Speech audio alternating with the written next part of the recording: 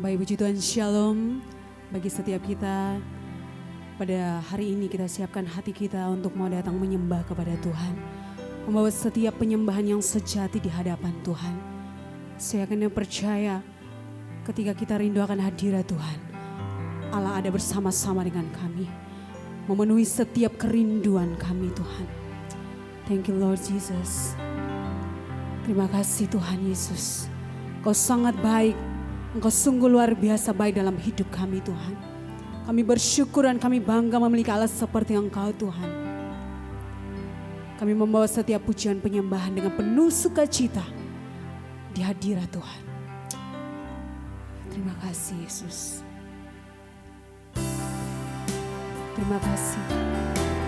Engkau Allah yang setia.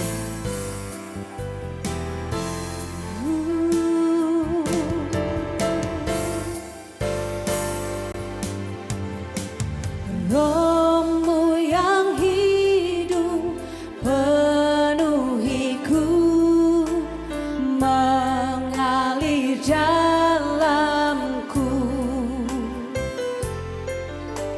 Jiwaku tenang bersamamu dalam naunganmu.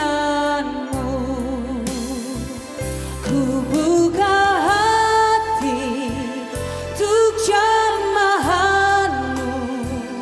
berserah penuh di hadirat-Mu.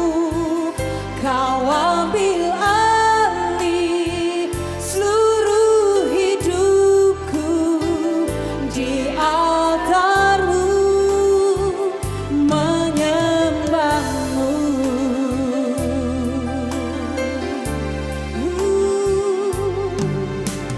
Roh-Mu yang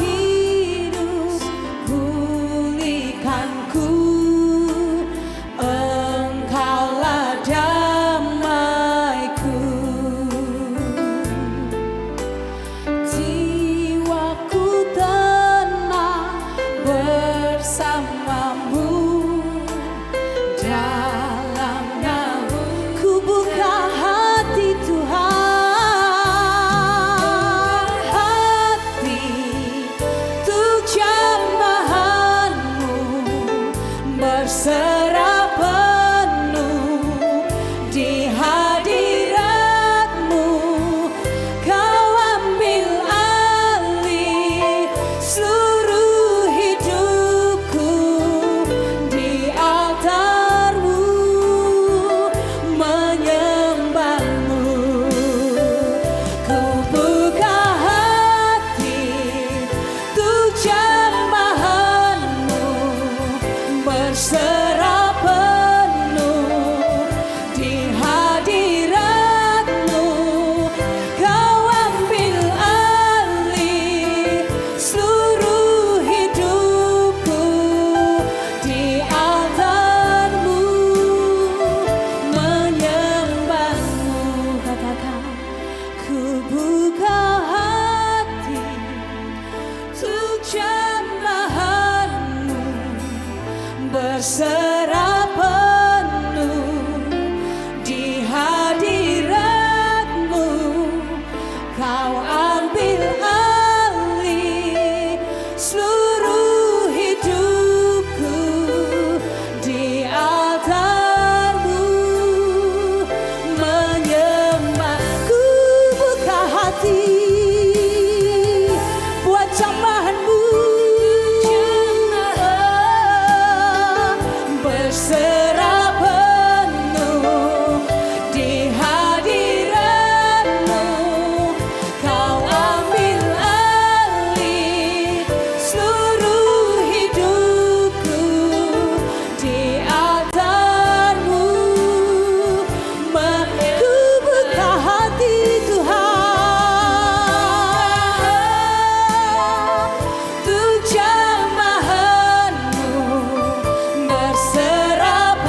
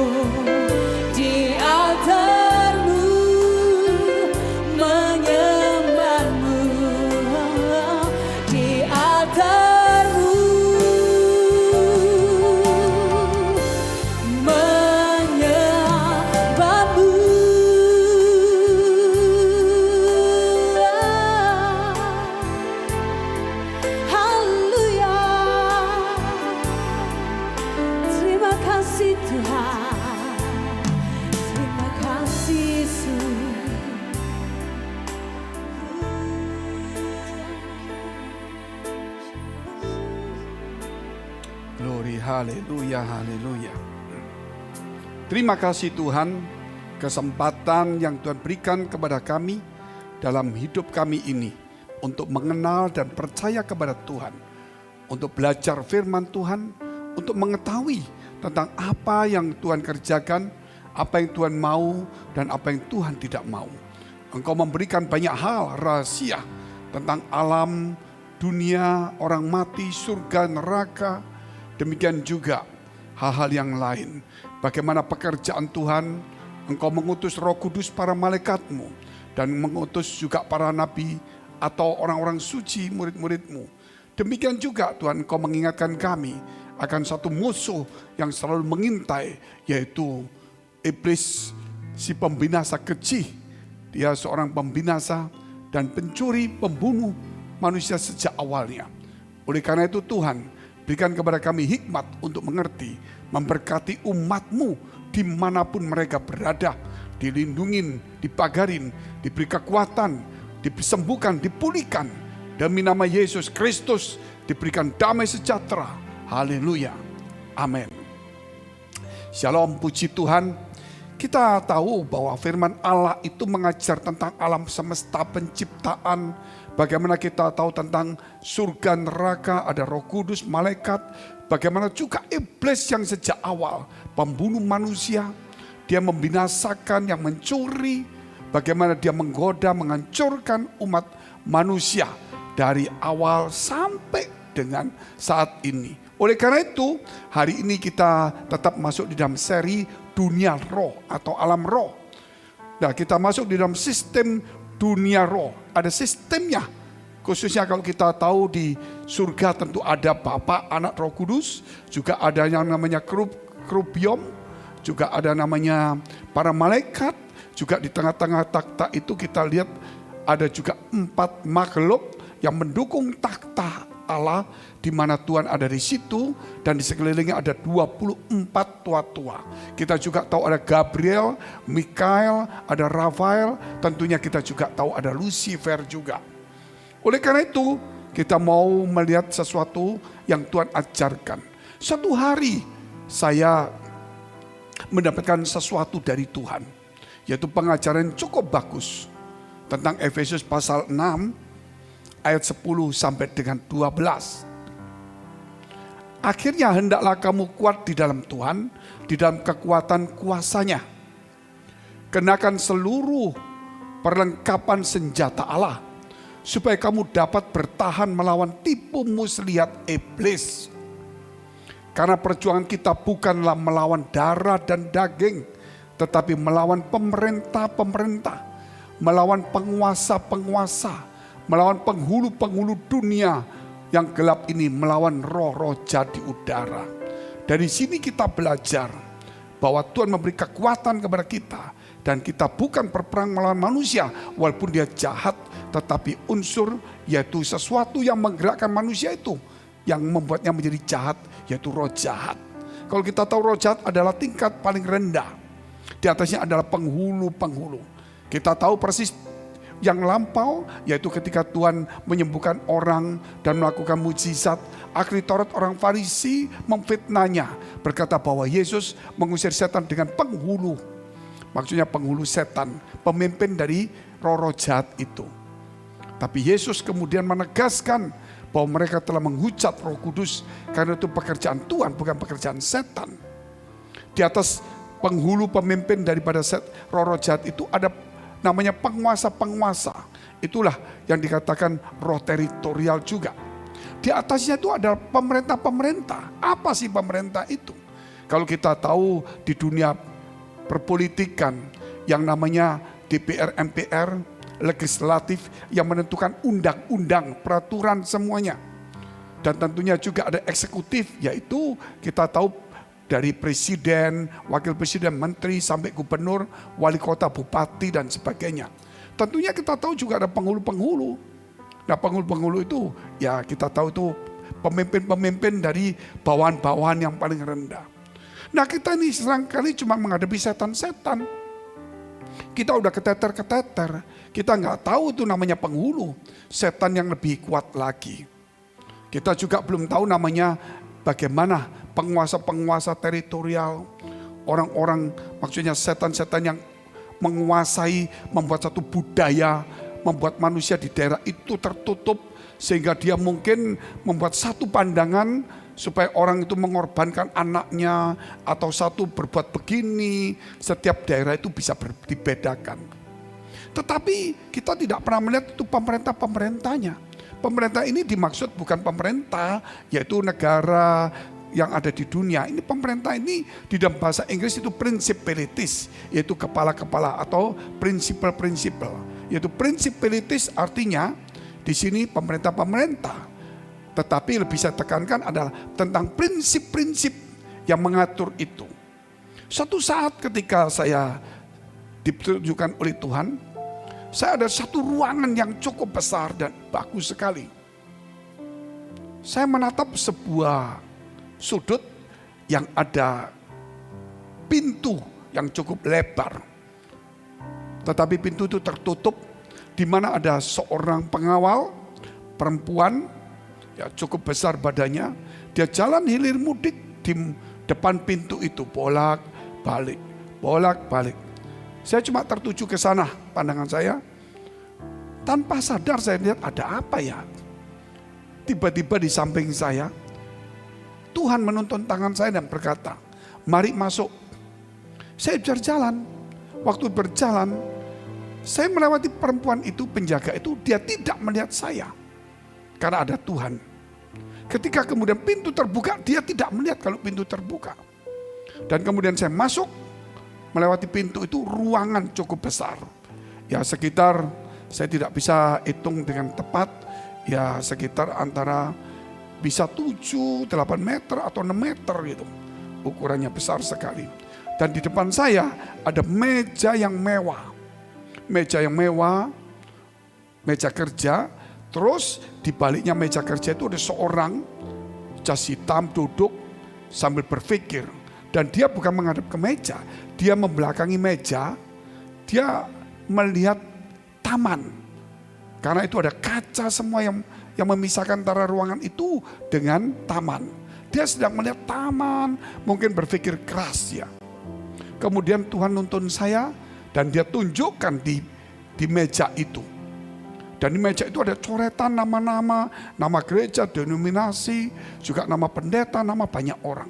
Ada kertas-kertas yang sudah ya dilecukan, dibuang, ada yang sedang juga dicoret. Saya lihat itu ada apa begitu. Juga ada nama-nama, ya. Saya lihat seperti itu, terus kemudian Tuhan bawa saya keluar pintu itu sambil berbicara, yang kamu hadapin ini ada prinsipalitis, itulah setan ya yang mengatur untuk mengadu domba setiap manusia, keluarga, gereja dan apa saja. Sambil keluar tidak diketahui oleh mereka dan Tuhan terangkan bahwa sebenarnya setan itu menaruh prinsip kepada kita masing-masing, kepada suami, kepada istri, kepada anak. Mungkin kita boleh satu gereja, atau tapi yang pasti jangan mau ini, yang satu jangan ini, supaya kita berkelahi. Kalau bisa satu percaya Tuhan, satu enggak percaya Tuhan. Pokoknya setan membuat perbedaan di prinsip kita masing-masing, sehingga kita tidak mungkin bisa punya satu prinsip yang sama. Antara suami, istri, anak, orang tua, gereja, pendeta, jemaat, bawahan, tidak bisa. Berulang-ulang Tuhan berkata, hendaklah kamu sehati, sepikir, sejiwa, sevisi. Itu Tuhan selalu ingatkan. Karena apa? Karena setan itu menaruh seperti itu. Perang dunia juga terjadi karena setan memberikan pandangan kepada si A ke si B. Yang satu memikirkan ekonominya, satu memikirkan keuntungan, satu memikirkan itu. Dari sini kita melihat medan pertempuran yang sebenarnya itu ada di dalam hati, di dalam pikiran dan hati manusia. Di situ setan memberikan kepada kita pandangan-pandangan yang berbeda.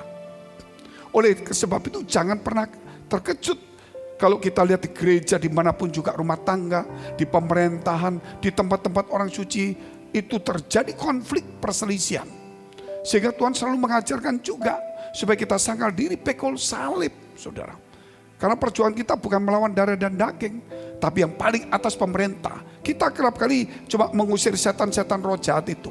Kita kerap kali dibohongin, ditipu untuk berperang dengan setan yang gak kita lihat. Ya, setan itu ada di mana-mana.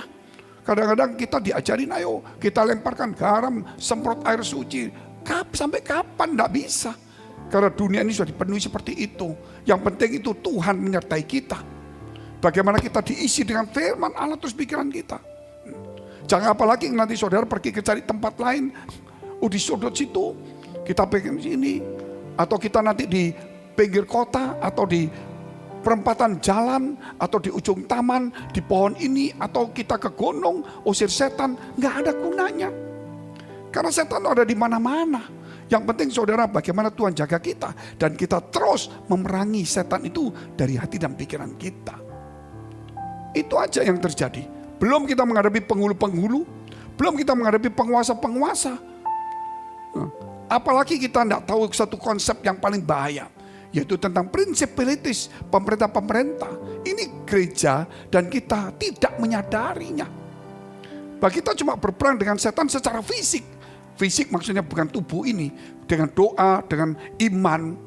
Tapi kita tidak sadar bahwa setan itu juga ada yang gak pakai seperti ya kita bicara kekerasan begitu.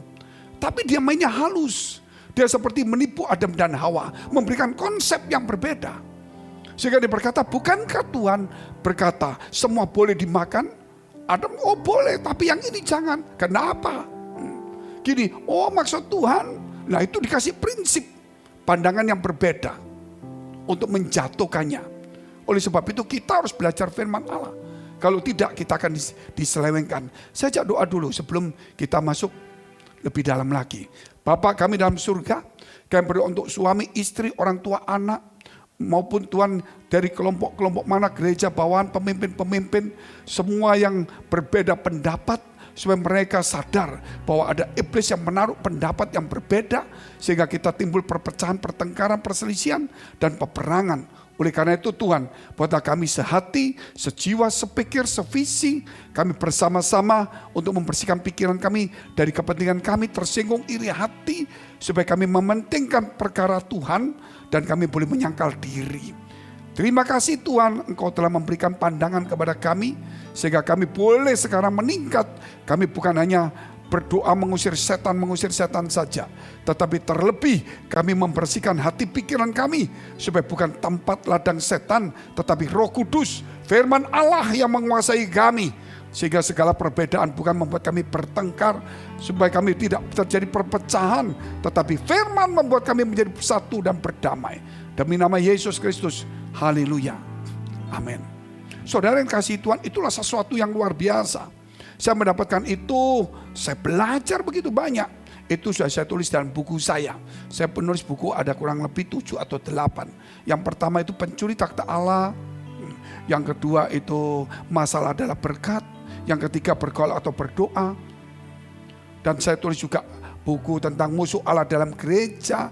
Saya dapat visi dari Tuhan. Yang kelima perangi iblis. Dan the name of name. Untuk tahu nama-nama Tuhan, terus akhir zaman dan sebagainya. Ya sekitar 8. Tetapi ini sudah saya masukkan sebagian. Coba hanya saya ceritakan sedikit. Tapi dalam hal ini saya ingin membahas, saudara, di dalam satu topik dunia roh. Yaitu kita ada 9 seri. Sehingga kita melihatnya secara runtun.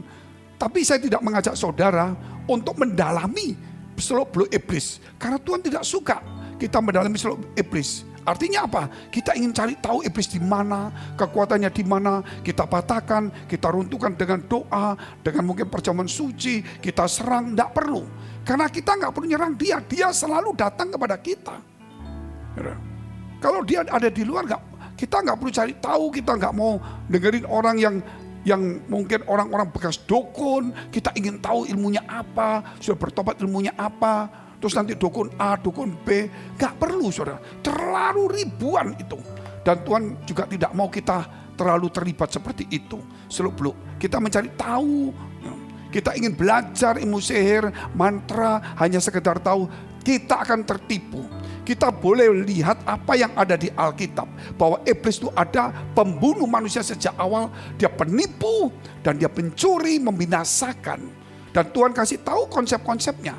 Lebih daripada itu nggak perlu. Karena apa? Karena itu bukan urusan kita saja. Karena Tuhan, malaikatnya, Roh Kudusnya itu yang akan mengambil alih. Yang penting kita ini diprotek, kita menjalankan firman Allah. Bayangkan saudara kalau kita ini tertipu, kita pergi ke satu tempat keramat, kita pergi ke kuburan, kita anggap di situ setannya yang kuat, kita usir. Buat apa? Kita menghadapi setan yang menyerang kita aja udah ketek-keteter. Buat apa kita membangunkan setan yang di tempat lain? Ini pekerjaan yang tidak ada pentingnya. Oleh karena itu kita harus melawan. Iya, kita melawan dengan iman kita. Karena iblis itu mengelilingi kita seperti singa yang berkeliling siap untuk menelan orang yang mudah ditelannya. Artinya kita nggak usah datang ke tempat itu.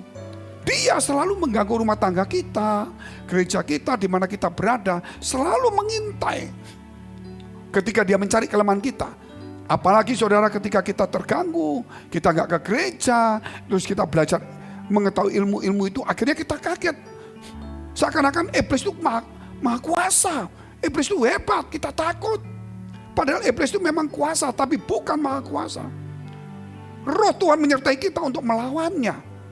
Nah kalau kita lihat film-film iblis seakan-akan horor, seakan-akan iblis itu lebih hebat. Memang dia lebih dari kita karena dia makhluk roh. Tetapi kita punya Tuhan di dalam diri kita. Ada Roh Kudus. Sehingga saudara jangan sampai kita tertipu. Kita boleh belajar dunia roh, tetapi harus melibatkan kuasa Tuhan yang tidak terbatas. Jangan cuma kita melihat dunia roh dari segi-segi ilmu hitam, seluk-beluk iblis saja. Yang di luar konteks Alkitab. Dan kita apa yang tidak diperintahkan di Alkitab, kita lakukan. Berarti kita membuang tenaga kita dengan sia-sia. Saudara, oleh karena itu hari ini kita perlu untuk belajar seperti ini. Nah, untuk hal itu saya ajak saudara untuk membaca Efesus pasal 6 ya, ayat 13 sampai dengan 15 dulu. Sebab itu ambillah seluruh perlengkapan senjata Allah supaya kamu dapat mengadakan perlawanan pada hari yang jahat itu dan tetap berdiri sesudah kamu menyelesaikan segala sesuatu. Jadi berdirilah tegap, berikat pinggangkan kebenaran dan berbaju sirahkan keadilan. Kakimu berkasutkan kerelaan untuk memberitakan Injil damai sejahtera. Kita harus kuat memberitakan Injil. Kita harus keadilan. Bukan kita mendatangi kuburan, gunung-gunung, sungai. Terus kita mulai doa, ngantem setan di situ. Kita beritakan Injil. Buat apa kita, saudara, pergi ke kuburan? Mendingan kita cari yang hidup. Kita berikan Injil. Kita harus berikan keadilan, kasih, pelayanan. Jangan sampai kita ya terfokus saja. Terjebak di dalam ya seluk-beluk iblis. Hanya ada orang sakit, pengusiran setan, pelepasan. Ada orang miskin, pelepasan, pengusiran setan. Bukan tidak boleh, memang ada. Tetapi tidak semua sakit, tidak semua hal itu dari hal setan. Memang setan penyebabnya. Tetapi saudara, itu kita harus merubah diri kita. Tuhan pernah berkata, penyakit ini bukan dari siapa salah siapa, tetapi untuk kemuliaan Allah. Tetapi di tempat lain, ketika orang sakit, dia mengusir setannya, orang itu sembuh. Oleh karena itu, jangan selalu saudara kita terlibat hal-hal seperti dunia roh. Dikit-dikit, wah kita ada setan ini. Dikit-dikit, ini setan ini. Memang setan selalu ada, gak mungkin enggak. Tetapi apa? Kebenaran firman Allah itulah yang harus kita tanamkan kepada setiap orang. Kepada kita, di mana ada kebenaran, di situ ada kemerdekaan. Kita pujikan satu pujian bersama-sama. Kuasa-Mu tak lebih besar, Tuhanku tak lebih besar. Tak pernah terlambat janji-Mu ya Tuhan menolong hidupku. Kuasa-Mu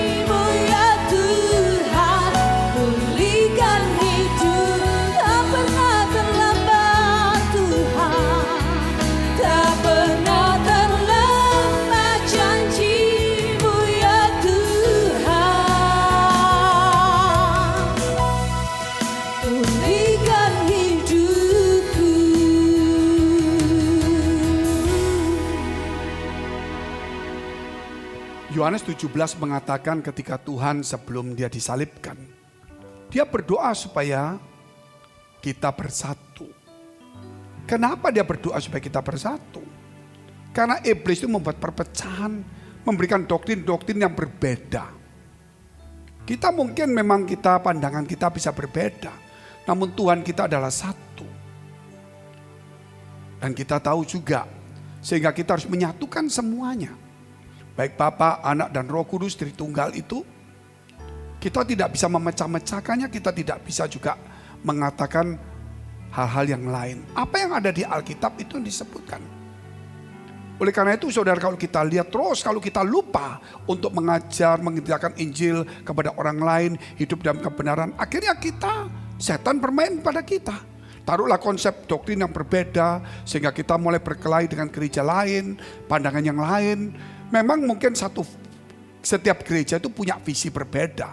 Mungkin tahun ini dia mungkin kesembuhan, yang satu mungkin tentang pengusiran setan, yang satu mungkin tentang pemuritan, yang satu penginjilan. Tetapi tidak bisa, saudara, kalau kita tuh satu tempat itu sama terus. Karena itu ada fase-fasenya semua.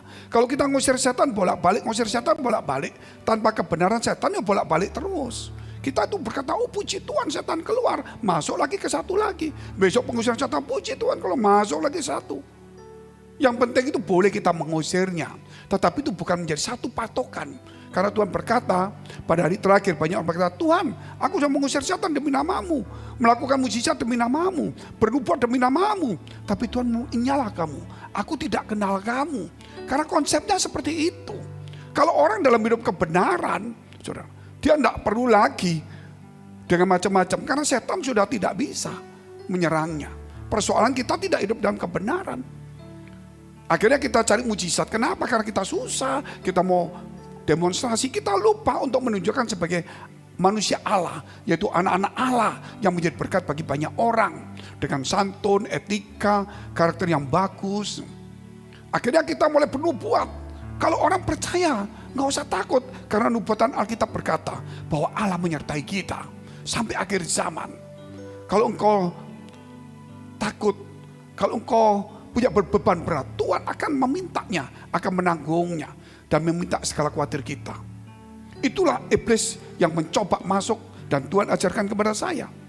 Kenapa gerakan-gerakan ini kita bikin gereja seperti terpecah-pecah? Ada yang satu gerakan Mama ini, gerakan bangun gereja, gerakan doa, gerakan ini, terlalu banyak saudara. Kita harus tahu apa yang Tuhan mau. Ikatlah pinggangmu, jadilah kuat, hiduplah dalam keadilan, dalam kebenaran. Saudara. Lawanlah iblis dengan iman yang teguh. Dia seperti singa mengelilingi kita, ujilah setiap roh-roh. Jadi kita harus jelas arahnya. Kita datangin orang-orang yang hidup, yang membutuhkan pertolongan. Kita bukan menjadi setan-setan, setan gak bisa bertobat. Kita usir, kita bunuh pun gak bisa dia. Hanya kita bisa, dia tidak datang ke kita. Kita usir. Dengan apa kita usir? Kuasa Tuhan, nama Yesus. Tetapi kita protek dengan firman Allah. Kita lihat dulu firman Tuhan dalam kitab Efesus pasal 6 ayat 16 sampai 18. Dalam segala keadaan pergunakanlah perisai iman. Nah perisai itu yang harus kita pakai. Sebab dengan perisai itu kamu akan dapat memadamkan semua panah api dari si jahat. Iman dari firman Allah. Manusia harus tumbuh dengan firman Allah. Jadi kita bukan mengusir setan terus saudara. Tapi itu oke, tapi bukan terus. Tetapi kita harus iman diperkuat. Dan terimalah ketopong keselamatan dan pedang roh, yaitu firman Allah. Ingat, kita harus hidup firman Allah. Memberitakan firman Allah. Kita harus membawa firman Allah kemanapun juga. Dalam segala doa dan permohonan, berdoalah setiap waktu di dalam roh, dan berjaga-jagalah di dalam doamu itu dengan permohonan yang tak putus-putusnya. Untuk apa? Untuk segala orang kudus, bukan peperangan. Kita sewa tempat mahal, gereja nggak ada duit, kita bisa sewa tempat mahal, kita bayarin orang doa ngusir setan. Saudara, doa untuk orang-orang kudus supaya dikuatkan, dia beritakan Injil. Kalau saudara lihat di dalam Roma pasal 8 ayat 26-27, bahwa Roh Kudus membantu kita dengan keluhan-keluhan yang tidak terucapkan. Nah, karena Roh Kudus itu tahu maksud Allah. Sehingga dia mendoakan sesuai dengan kehendak Allah, yaitu untuk orang-orang kudus. Saudara, sekali lagi ini harus perlu diingat. Saya bukan menentang, saya sudah tulis buku. Ya, itu hak orang, pasti ada, kita punya visi setiap bulan tahun agak berbeda. Tapi jangan jadi satu patokan. Yang jadi satu prinsip way of life adalah firman Allah. Itu way of life. Jangan firman Allahnya disisihkan, kita ambil yang kecil. Mungkin kita ambil doa, ambil penyembahan, mungkin ambil apa saja, saudara. Nah, kita harus seluruh firman itu yang kita hidup dalam hidup kita. Jadi doa pun yang akan dituntun, kita menyembah pun hidup dalam hati yang benar. Firman itu yang mengajar kita semuanya. Suatu hari saya diberikan Tuhan pandangan di sebuah gereja di mana saya memimpinnya. Ada koordinator teman saya di situ. Dalam malam hari Tuhan memberikan mimpi, yaitu saya melihat gereja itu yang dipimpin dia gelap sekali. Gelap bukan lampunya mati. Lampu mati memang iya, tapi bicara lampu mati tapi bicara gelap. Gelap itu juga ada unsur dikuasai roh jahat. Walaupun gerejanya mungkin lampunya terang. Jadi saya lihat itu gelap. Ya memang juga ya gelap, enggak kelihatan, tetapi lebih mengandung unsur gelap secara rohani. Saya lihat gelap itu. Ada satu suara, Fengki, selamatkan gereja. Saudara, waktu saya mau lari, istrinya dia datang kepada saya. Dan di belakang ada awan gelap. Ada beberapa orang yang ngomporin. Tiba-tiba istrinya bisa marah-marah. Marah-marah di muka saya. Waktu marah-marah itu Tuhan ngomong, selamatkan gereja. Saya lari, saudara, gereja. Saya sampai di gereja terang, bukan cuma lampunya, kondisinya. Dan kemudian saya mendapatkan melihat lagi suaminya. Itu di hari-harinya kurang bagus. Karena dia membiarkan gereja dikuasai oleh roh. Yaitu saudara tahu juga siapa itu perempuan itu. Nah, gereja kalau sudah dikuasai oleh roh perempuan itu, yang kita tahu, yang menguasai Ahab itu, Raja Ahab, Isabel ya. Di situ saudara tahu, kalau roh itu sudah menguasai, berbahaya. Sehingga Tuhan marah dengan lakinya yang membiarkan gereja diatur seperti itu. Betul, kemudian saya ceritakan kepada teman saya, ini akan kejadian gini. Oh ya. Tapi memang begitulah kurang lebih. 2 minggu kemudian waktu saya ke gereja situ, betul, istrinya datang marah-marah kepada saya. Bayangkan dia itu orang biasa. Saya habis khotbah bisa nunjuk-nunjuk kepada saya. Usianya di bawah saya jauh, dan sebagainya. Saya akhirnya panggil suaminya, Pak, pinggir aja dulu ini. Terus saya ketemu suaminya, minta maaf, bilang ini kejadian loh. Jadi gereja ini begini loh. Tetapi saudara, betul juga. Bagaimanapun juga setan sudah menguasai mereka. Dan dia bermimpi juga bahwa dia dirangkul oleh setan. Tapi seakan-akan dia ngomong bahwa gerejanya ini kurang doa. Bingung lagi juga kita. Sebenarnya dia sendiri yang kena. Dia tunjuk gerejanya yang kurang. Apa yang terjadi kemudian?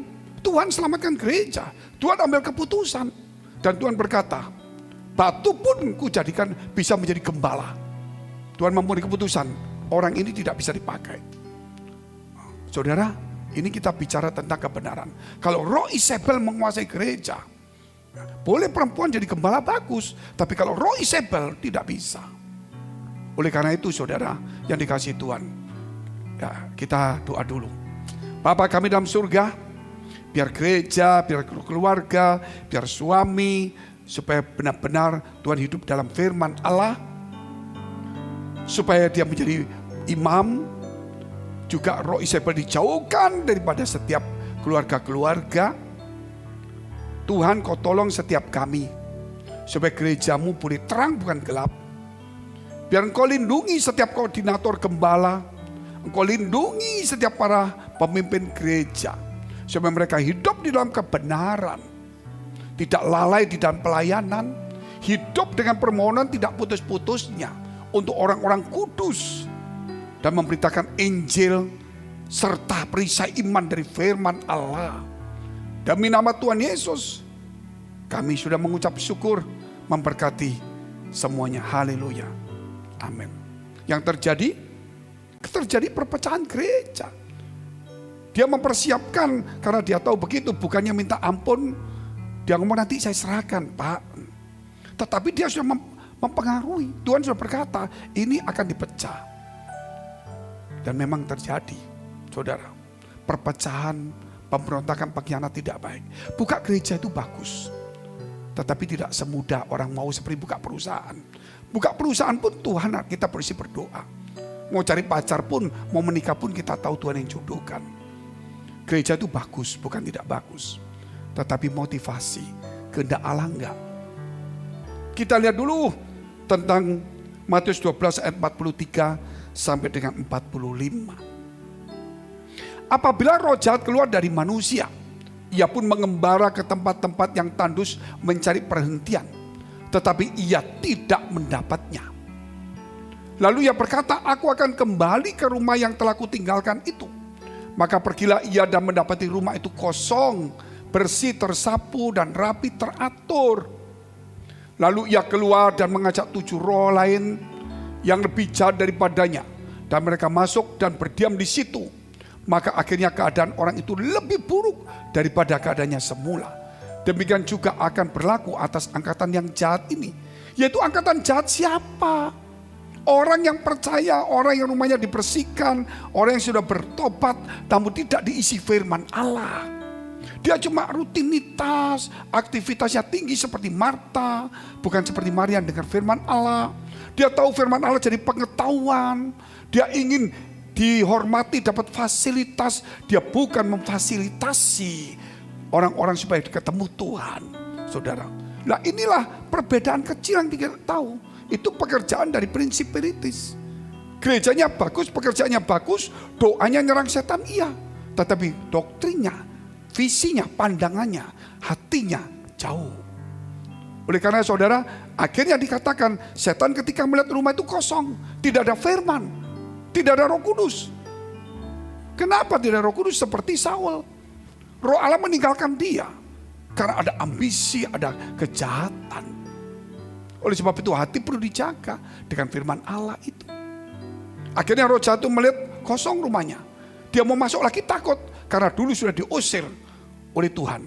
Dia takut. Dia membawa 7 roh jahat lebih jahat lagi. Masuk, maka orang itu menjadi lebih jahat. Kalau seorang pendeta, saudara sudah jahat, dia akan jadi lebih jahat. Apalagi jemaat. Oleh karena itu setiap orang yang sudah dibersihkan, hidup harus yang firman Tuhan. Roh setan akan terus mengganggu kita untuk kita berbuat dosa. Kita bisa berbuat dosa, tapi langsung stop. Jangan terus berbuat dosa, menyalahkan orang, tambah dosa, tambah dosa. Itu sudah terikat. Kita lihat Saul bagaimana dia bersalah, selalu diampuni. Tapi melakukan hal yang sama terus. Akhirnya dia dibuang oleh Tuhan. Manusia di dunia tetap saya katakan kita bisa salah, saudara.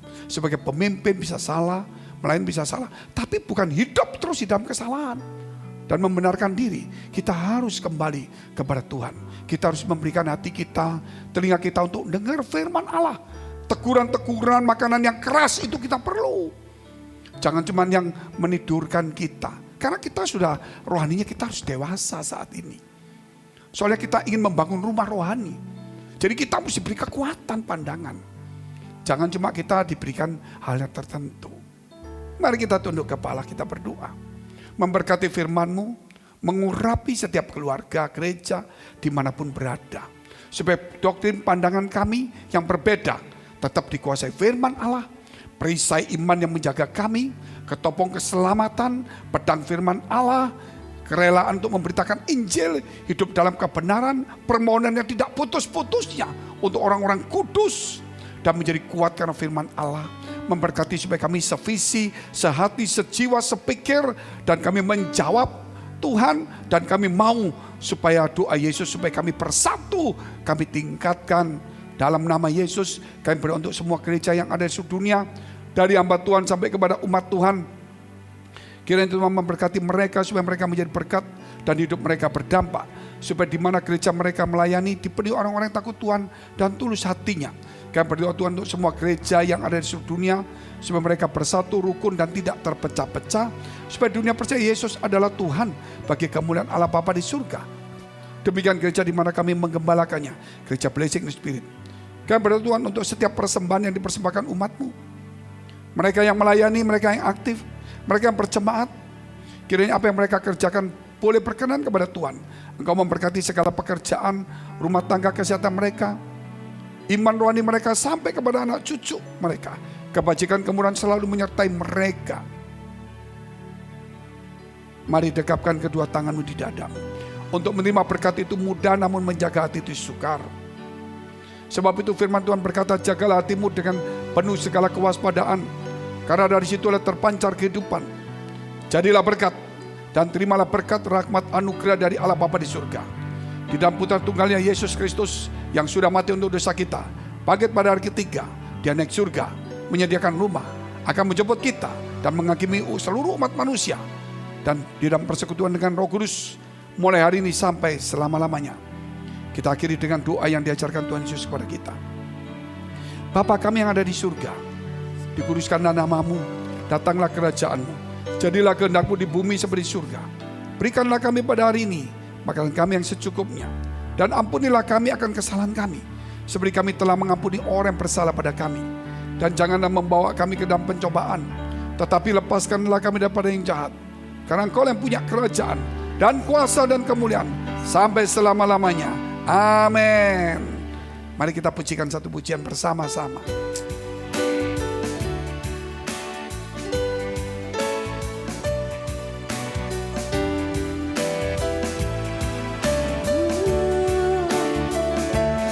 Bless the Lord, oh my soul, oh my soul. Worship His holy name. Sing like never before.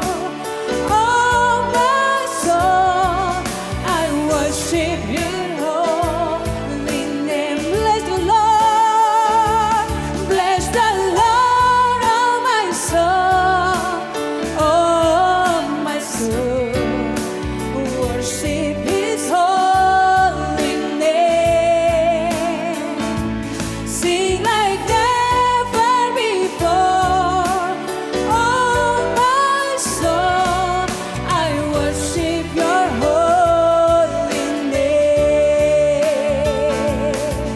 I worship Your holy name. I worship Your holy name. Tuhan Yesus memberkati kita semua. Shalom.